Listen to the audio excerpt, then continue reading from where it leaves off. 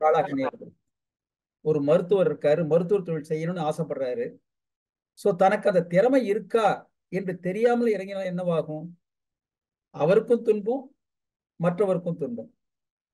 ஒரு கல்லூரியில விரிவுரையாளர் இருக்காரு. அவர் ஒரு ஒரு சப்ஜெக்ட்ல ஒரு தலைப்புல அவரால் பேச முடியும். உதாரணமா ஒரு பொருளாதாரம் வைத்துக் கொள்ளுங்க, அதுல அவர் பேச முடியும். அவர் இன்னொரு துறை, ஆங்கிலமோ அல்லது கணிதமோ அல்லது வணிகமோ பேச சொல்றாங்க.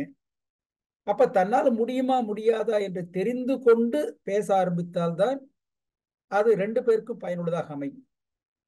ஆக தன்னை பற்றி, தன்னுடைய ஆற்றலை பற்றி தெரிந்து கொள்ளாமல் இறங்கினால் என்னவாகும்? துன்பத்திற்கு ஆளாவாகும்.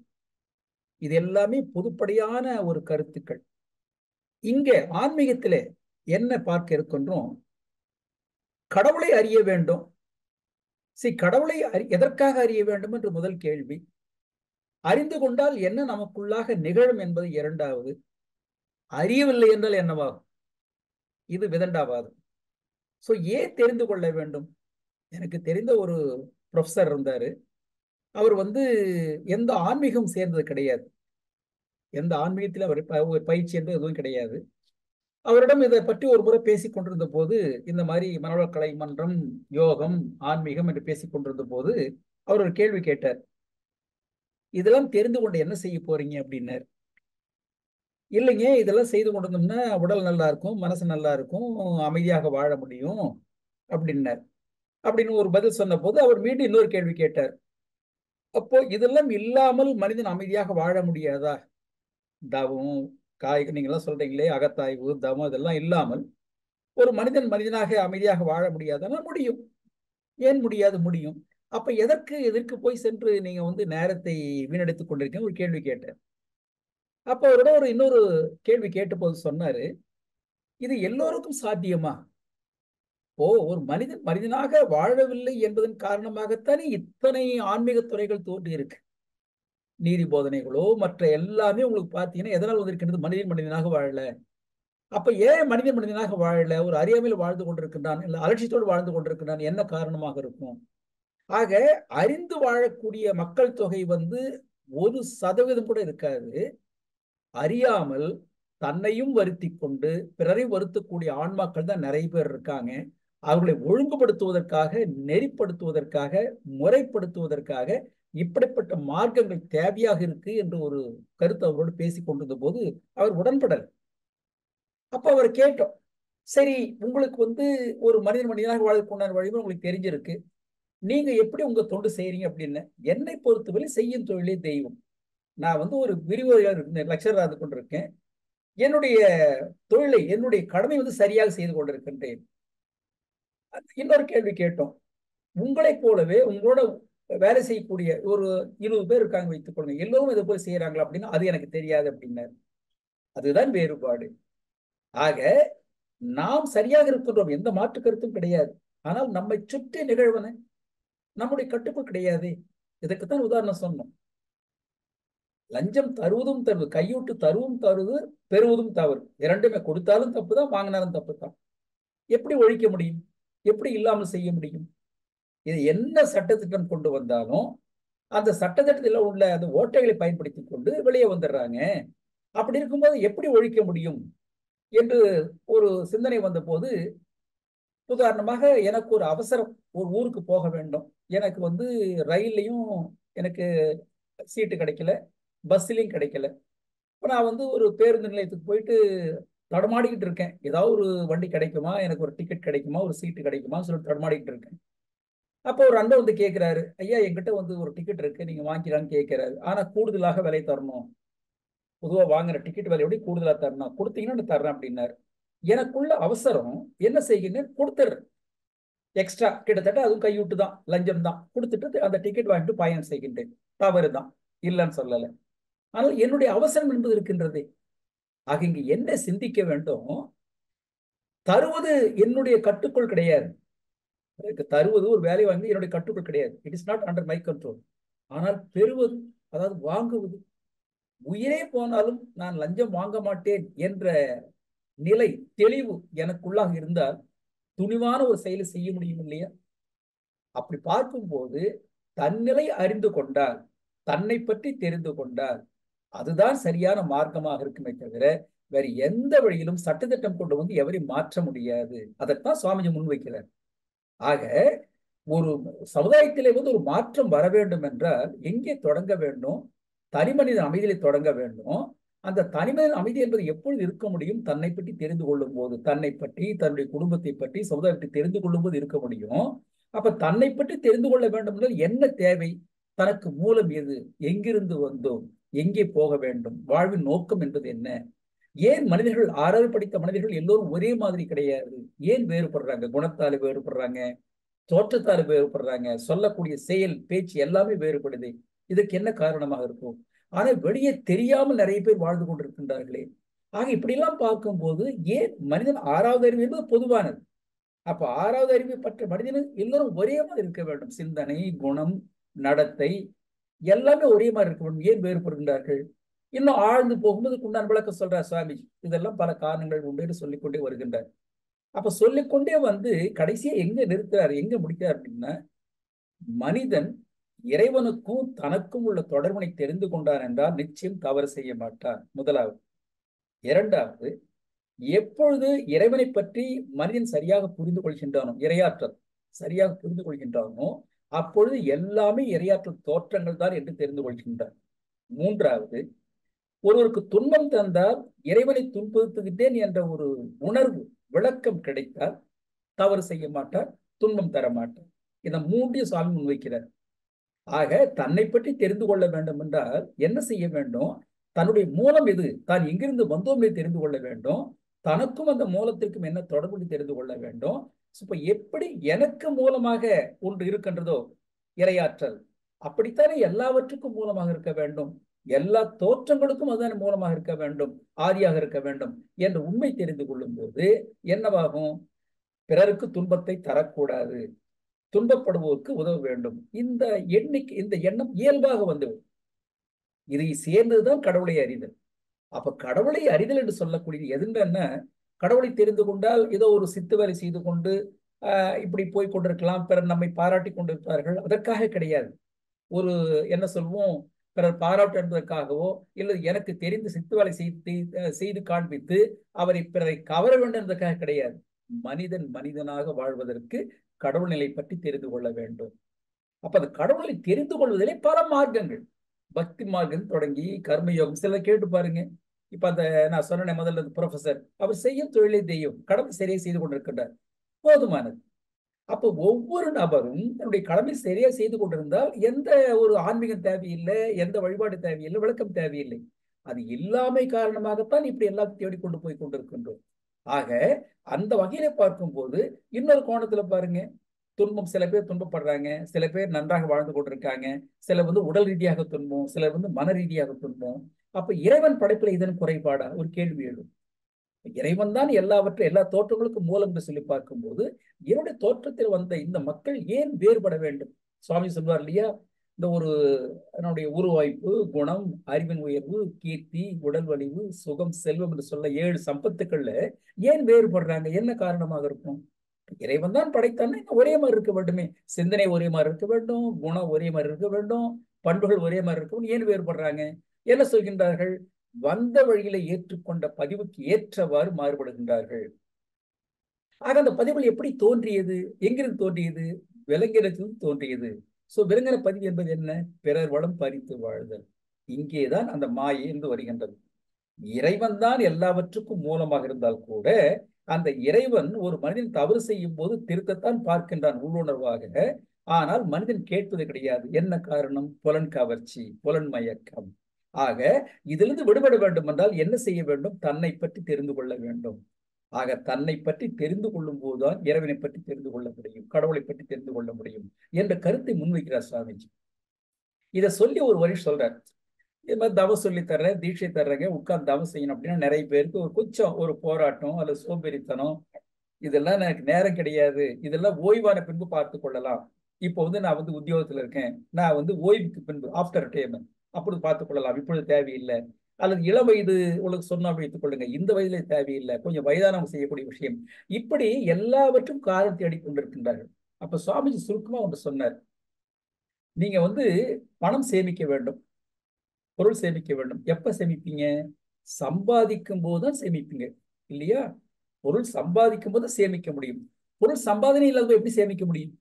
அது போல உடல் நலமாக இருக்கும் போதுதான் பயிற்சியை கற்றுக்கொள்ள வேண்டுமே தவிர உடல் நலம் கெட்ட பின்பு கற்றுக்கொள்ளவே முடியாது என்ற சாமிஜி அற்புதமான ஒரு அணுகுமுறை. ஆக உடம்பு நன்றாக இருக்கும் போது நீ பயிற்சி செய்து கொண்டு வந்தால் என்னவாகும்? வயதான காலத்திலே, ஏன்னா வயோதிகத்தை நாம் தவிர்க்க முடியாது, தள்ளி போடலாம், தவிர்க்க முடியாது. அந்த காலத்தில் வரக்கூடிய துன்பத்தினை உடல் தாங்கக்கூடிய அளவிற்கு பக்குவப்பட்டு போகும். எதன் வழியாக? இந்த பயிற்சியின் மூலமாக.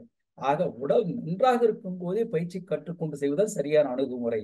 அப்படி பார்க்கும்போது என்னை பற்றி, என்னுடைய உடல் நலம், என்னுடைய மனவளம் சரியாக தெரிந்து கொள்ள வேண்டும் என்றால் இறைவனுக்கும் எனக்கும் என்ன தொடர்பு என்று தெரிந்து கொள்ள வேண்டும். சரி, இது ஒரு நிலைக்கு வந்துட்டோம். கடவுள் நிலை அறிய வேண்டும். அப்ப தன்னை அறிய வேண்டும், கடவுளை அறிய வேண்டும். என்ன வழி, என்ன மார்க்கம்? பக்தி மார்க்கம் தெரிந்து கொள்றோமா? தவறு கிடையாது. சோ பக்தி மார்க்கம் என்னவாகும்? ஒரு முழுமையான நம்பிக்கையோடு எல்லாம் செய்து கொண்டிருக்கின்றோம். எங்கேனும் ஒரு சோதனை வருகின்றது, துன்பம் வருகின்றது, உடல் ரீதியாக மன ரீதியாக, உடனே இதுகாரும் எது இறைவன் எது கடவுள் நம்பிக்கொண்டிருந்தோமோ அவரையே நிந்திக்க ஆரம்பிக்கின்றோம். என்னங்க, இத்தனை காலமாக உங்கள் மீது இவ்வளவு பக்தியோடு இருந்து கொண்டிருக்கின்றேன், எனக்கு இந்த மாதிரி தொந்தரவா, இந்த மாதிரி இழப்பா, உடல் ரீதியாக மன ரீதியாக பொருள் ரீதியாக இழப்பா என்று மனம் சலித்து போகின்றது. அப்ப என்ன தெரியலீங்க, எல்லாவற்றுக்கும் காரணம் உண்டு. எந்த செயலுக்கும் ஒரு விளைவு இல்லாமல் எதுவுமே கிடையாது. எந்த செயலை செய்தாலும் சரி. ஆக அந்த செயலுடைய தத்துவத்தை உணர்ந்து கொள்ளாமல் வெறும் பக்தி மார்க்கத்தில் மட்டும் இருந்தால் எந்த பயனுமே வராது என்று சுவாமிஜி என்ன பண்ணாரு? ஞான மார்க்கம், அதாவது விளக்க வாழ்வு என்று குறிப்பிட்டார். ஆக அந்த விளக்க வழியை வாழும் போது என்னவாகும்? மனிதன் தன்னை பற்றியும் தெரிந்து கொள்ள முடியும், இந்த துன்பத்திற்கு என்ன காரணம் என்று தெரிந்து கொள்ள முடியும். அப்படி தெரிந்து கொண்ட பின்பு அந்த தவறான செயலை செய்யாதை தவிர்ப்பது, அதற்கும் மேலாக யாரேனும் தவறு செய்தால் அவர்களை திருத்துதல், அதற்கும் மேலாக சரியாக வழிகாட்டுதல் என்பதெல்லாம் படிப்படியாக வர ஆரம்பிக்கும். அப்படி பார்த்தோம் என்றால் ஒரு மனிதன் தனக்குள்ளாக மட்டும் மாற்றத்தை கொண்டு வந்து இருந்தால் போதுமானது. ஏனெனில் பிறரை திருத்த வேண்டிய அவசியம் அவன் கிடையாது. பிறர் இவரை பார்த்து நிச்சயமாக தன்னை மாற்றிக்கொள்ள முடியும். முடியாத பட்சத்தில் வழிகாட்டுகின்றது. அந்த வழிகாட்டுவதற்கு ஒரு குரு வேண்டும். இதுதான் இங்கே அடிப்படை கருத்து. ஆக எனக்கு தெரியல, எப்படி வாழ முடியும் எனக்கு புரியல. சரி, பக்தி மார்க்கத்தின் ஆண்டு காலம் இருந்து கொண்டிருந்தேன், எனக்கு விளக்க வாழும் ஞான வாழ்வு சொல்கின்றீர்கள். அப்ப ஞானம் பெற வேண்டும் என்றால் இதை யார் சொல்லி தருவாங்க? யார் மூலம் பெற முடியும்? ஒரு குருவை அடைய வேண்டும். சோ அந்த குரு எப்படி இருக்க வேண்டும்? அதற்கு ஒரு ஒரு வழிமுறை சுவாமிஜி சொல்றார். எப்படி இருக்க வேண்டும்? தன்னிலை உணர்ந்து அந்நிலை நிலைத்து வாழக்கூடிய குருவா இருக்க வேண்டும். என்ன, பொதுவாக இப்பொழுது பார்க்கலாம், அட்வைஸ் ஃபார் அதர்ஸ், பிறருக்கு மட்டும் புத்திமதி என்று சொல்லக்கூடிய வாழ்ந்து கொண்டிருக்கின்றார்கள். அப்படி இல்லாமல் தான் செய்து தான் வாழ்ந்து எப்படி வாழ்ந்து கொண்டிருக்கின்றோமே ஒரு முன் உதாரணமாக இருக்க வேண்டும். 2006 சுவாமிஜி பார்க்க ஒரு பிப்ரவரி மாதம் போய் செய்த போது அவர் உட்கார்றாருங்க. அவருக்கு அப்பொழுது 95 வயது. அந்த அன்னைக்கு வகுப்பு தொடங்க முன்பாகவே என்ன சொல்லி ஆரம்பிக்கிறாரு? நான் இன்றைக்கு காலையில உடற்பயிற்சி செய்துட்டு வந்தேன் அப்படிங்கிறார். என்ன அற்புதமான ஒரு அணுகுமுறை பாருங்க. நீங்க பண்ணீங்களான்னு கேட்கல, நீங்க இன்னைக்கு பண்ணிருப்பீங்க நினைக்கிறேன்னு சொல்லல, அதெல்லாம் எதுவுமே சொல்லல. நான் இன்னைக்கு காலையில, எப்பங்க 95 வயசு, நான் இன்னைக்கு காலையில உடற்பயிற்சி பண்ணிட்டு வந்தேன் அப்படிங்கிறாரு. அப்ப என்ன பொருளுங்க? அதுல எல்லா பொருளும் அடக்கம். அதாவது நானே இந்த வயதுல பண்ணிக்கிட்டு இருக்கேன், நீங்க பண்ணாம இருந்தா தயவு செய்து பண்ணுங்க, இதனால உள்ள பரவாயில்ல, பாஸ்ட் இஸ் பாஸ்ட் என்பதெல்லாம் எல்லா பொருளும் அதுக்குள்ளாக இருக்கு. எதற்கு சொல்றேன் அப்படின்னா, தன்னிலை உணர்ந்து அந்நில் நிலைத்து வாழக்கூடிய குரு, அதுதான் சொல்ல வரும். அட்வைஸ் ஃபார் அதர்ஸ் என்பது கிடையாது. என்ன சொல்கின்றோமோ அதை பின்பற்றக்கூடியவர்கள் என்ன சொல்ல முடியும்? சுவாமிஜி அவர் என்ன சொல்றாரு? தன்னையோ கடவுளையோ அறியவென்றால் ஒரு குறுக்கு வழி உண்டு. என்ன வழிங்க? யார் தன்னை உணர்ந்து கொண்டு வாழ்ந்து கொண்டிருக்கிறாரோ அந்த குருவை பற்றி கொள்ளுங்க. வேற ஒன்றும் செய்ய வேண்டாம், வேற எந்த ஒரு இதுவும் செய்ய வேண்டாம். நிறைய நமக்கு எப்பொழுதுமே ஏதேனும் குறுக்கு வழி இருக்கா? நிறைய பேர் கேட்பாங்க, ஏதாவது ஷார்ட்கட் மெத்தட் இருக்கா? எனக்கு தவம் சரியா வரல, நான் தொடர்ந்து என்னால தவம் செய்ய முடியல, ஒரு சில சமயத்தில் காலையில செய்யல, மாலை செய்ய முடியல, இதுக்கு எதுவும் குறுக்கு வழி இருக்கான்னு கேட்பாங்க. அப்ப அது கூட சுவாமிஜி சொன்னார், தன்னையோ உன்னையோ கடவுளையோ அறிய வேண்டால் ஒரு குறுக்கு வழி உண்டு, வேற ஒண்ணும் இல்லை. உள்ளுணர்ந்து தன்னை அறிந்து அந்நிலையில் நிலைத்து வாழும் குருவை, அதுவும் தனிக்கருணை குருவை அடைந்தால் போதும். இங்க ஒரு கருத்தை புரிந்து கொள்வோம். இப்போ இந்த மனதிற்கு ஒரு ஆற்றல் உண்டு, ஒரு அற்புதமான ஒரு நுணுக்கத்தை தெரிந்து கொள்ளலாம். இந்த மனதிற்கு ஒரு ஆற்றல் உண்டு. என்ன? எதை நினைக்கின்றதோ அதுவாக வடிவம் குணம் எடுக்கும்.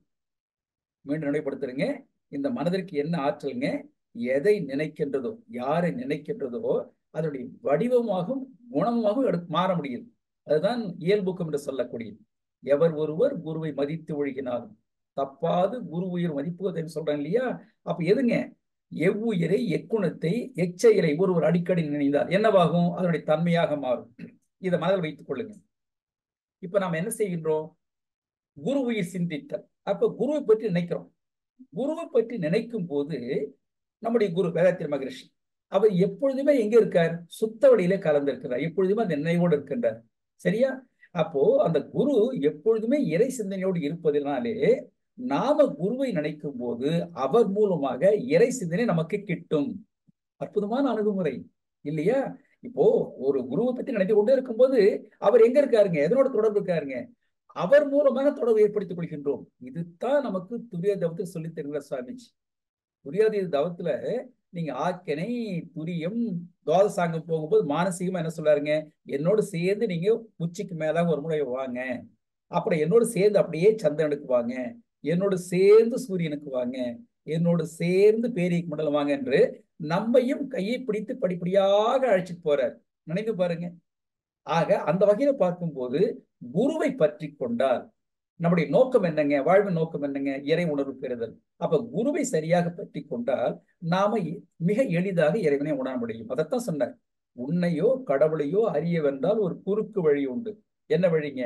உள்ளுணர்ந்து தன்னை அறிந்து அந்நிலையில் நிலைத்து வாழும். அதுக்கும் மேலாக தனிக்கருணை வடிவான. ஏன் இந்த வார்த்தை? இந்த தனி கருணை என்பது எதற்காக? வேறுபாடு கிடையாது. இவங்க வேண்டும், இவங்க வேண்டாம், இவங்க ஜூனியர், இவங்க சீனியர். நீங்க நினைத்து பாருங்க, நம்முடைய மன்றங்கள்ல ஆக்கினை என்றைக்கு வந்தாலும் அதே ஆக்கினை தான். நீங்க 50 வருஷம் செய்து கொண்டாலும் அதே ஆக்கினை தவன் தான், அதே துரியம் தான், அதே துரியாதீதம் தான்.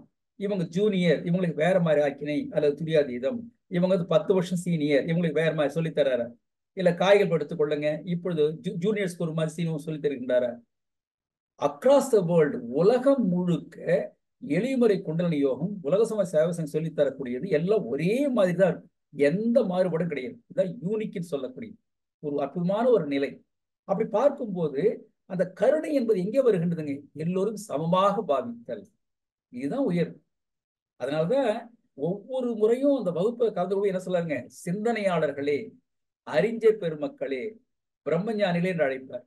இதுதான் அவருடைய ஒரு வார்த்தைகள்.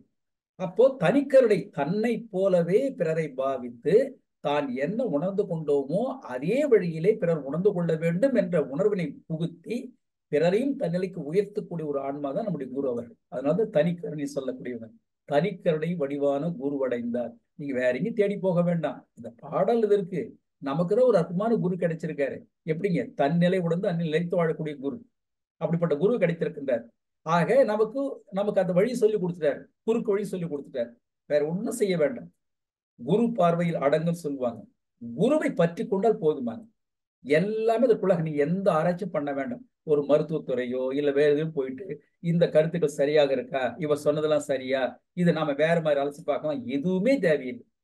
கண்ணை மூடிக்கொண்டு அந்த கருத்தினை பின்பற்றினால் போதுமானது. ஏனெனில் எல்லாவற்றையும் ஆராய்ச்சி செய்தால் சொல்லி கொடுத்திருக்காரு. எந்த மாற்று கருத்தும் கிடையாது. தனிக்கருணை வடிவான குரு உடைந்தால் அன்னை வயிற்றடைந்து உருவாய் உடலாய் வந்த எது வந்ததுங்க? ஆதி கரு.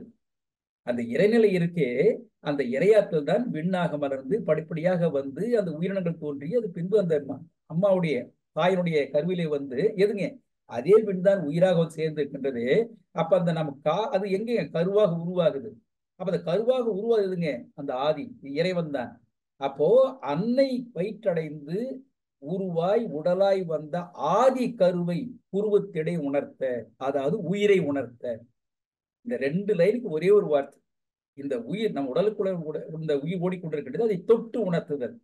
இந்த குத்தி காட்டு சொல்லக்கூடியது உயிரை உணர்த்த. புருவத்திடை உணர்த்த யாரு? அந்த குரு. யாரை பற்றி கொண்டோம்? தனிக்கருணை வருவான குரு. அவரை பற்றி கொள்ளும்போது என்ன செய்தாருங்க? நம்முடைய புருவ மையத்திலே என்ன செய்கின்றார்? நமது உடலிலே உள்ள உயிரை உணர்த்துகின்றார். இது ஒரு சில இடங்கள்ல நான் சொல்றது ஒரு 5-6 நாளுக்கு முன்பாக இது ஒரு பள்ளியிலே வேலை செய்யக்கூடிய ஆசிரியர் பெருமக்களுக்கு ஒரு நிகழ்ச்சி நடத்தினோம். ஒரு வாரம் அது ஒரு நிகழ்வு. அந்த ஒரு வாரத்தில் அவனுக்கு வந்து ஆக்கினை, சாந்தி, துரியம், காய்கற்பம், உடற்பயிற்சி எல்லாம் சொல்லிக் கொடுக்குற மாதிரி ஒரு நிகழ்வு. அது வந்து அரசாங்கமே அது ஏற்பாடு செய்துங்க எல்லா மன்றங்களும் நடத்தும். அதுல பலதரப்பட்ட மக்கள் வந்தாங்க. அதுல இஸ்லாம் மதத்தை சேர்ந்தவங்க இருந்தாங்க, கிறிஸ்டியானிட்டி இருந்தாங்க, இந்துக்கள் இருந்தாங்க. ஸோ இந்துக்கள் ஒன்றும் பெரிய அளவுக்கு நமக்கு தெரியும், அவங்களுக்கு எல்லாம் தீட்சை கொடுத்து தீட்சை எடுத்துக்கொண்டாங்க. முஸ்லிம்ஸும் ஓரளவுக்கு ஏற்றுக்கொண்டாங்க. ஆனால் கிறிஸ்தவர்கள் அவருக்கு வேண்டாம், நீங்க தொடக்கூடாது என்று ஒரு கருத்து குறிப்பிட்டாங்க. அப்போ முதல் நாள் அப்படி சொன்னாங்க, 2 நாள் சொன்னாங்க, 3 நாள் சொல்லும்போது சொன்னோம், இது யார் தீட்சை தருவோ அவங்க உடம்புல இருந்து எந்த உயிரும் உங்களுக்கு பாய்ச்சல, உங்க உடம்புல இருக்கிற உயிர் சக்தியை நீங்க உணருமாய் செய்யக்கூடியது தீட்சைன்னு சொல்லக்கூடியது. இது வெளியிருந்து எந்த ஆற்றலும் வருவது கிடையாது. உங்க உடலுக்குள்ளாக இயங்கி கொண்டிருக்கின்ற உயிர் சக்தி, அந்த உயிர் சக்தியை தொட்டு நீங்க உணர மாதிரி செய்யறது தீட்சையை தவிர, யார் தீட்சை தராங்களோ அவங்க உயிர் எதையுமே உங்களுக்கு கொடுப்பது கிடையாது, புரிந்து கொள்ளுங்க சொன்னப்புறம் முதல்ல 2 நாட்கள் வேண்டாம் என்று மறுத்தவங்க 3ஆம் நாள் வாங்கி கொண்டாங்க தீட்சை. யாரெல்லாம் வேண்டாம் சொன்னார்களோ அவங்களாம் தீட்சை வாங்கி கொண்டாங்க. இதுதான் சொல்லும் முறை, சொல்லும் விதம். ஆக இந்த வகையிலே நமக்கு யார் சுவாமி சொல்லி கொடுத்திருக்காரு. அப்ப சுவாமி சொல்லி கொடுத்து சரியாக பின்பற்றி வாழ்ந்தோம் என்றால் என்னவாகுங்க, யாருக்கெல்லாம் சரியாக தொண்டு செய்வது மனம் நினைக்கின்றதோ மிக எளிதாக கொண்டு சென்று சேர்க்க முடியும். அதனால்தான் சொன்னார், ஆதி கருவை புருவத்திடை உணர்த்த யாருங்க, குரு உணர்த்தலர். என்ன ஆயிட்டுங்க, பின்னை நீ அவ்விடத்தில் நிலைக்க. கற்றுக்கொண்டு தீட்சை பெற்ற முடிஞ்சு போயிட்டு கிடையாதுங்க, தொடர்ந்து செய்ய வேண்டும். அதுதான் சொல்லக்கூடியது, கற்றல் கடைபிடித்தல். நீங்க தெரிந்து கொண்டு எனக்கு தெரியும் எனக்கு தெரியும் என்பதில் எந்த பலனும் கிடையாது. அப்போ அங்கே நிலைக்க வேண்டும் என்றால் எப்பொழுது நிலைக்குங்க, ஆச்சரியிலே தாமியற்றும் போது நிலைக்காது, மனம் ஓடிக்கொண்டே இருக்கும். ஏன்னா புறமனது துரியம் பெற்ற பின் பார்த்தோம் என்றால் புறமனதும் நடுமனதும் ஒடுங்கும் போது நிலைக்க ஆரம்பிக்கின்றோம். அதனாலதான் ஆக்கினை உயிர் சக்தியை கவனிக்கின்றோம்.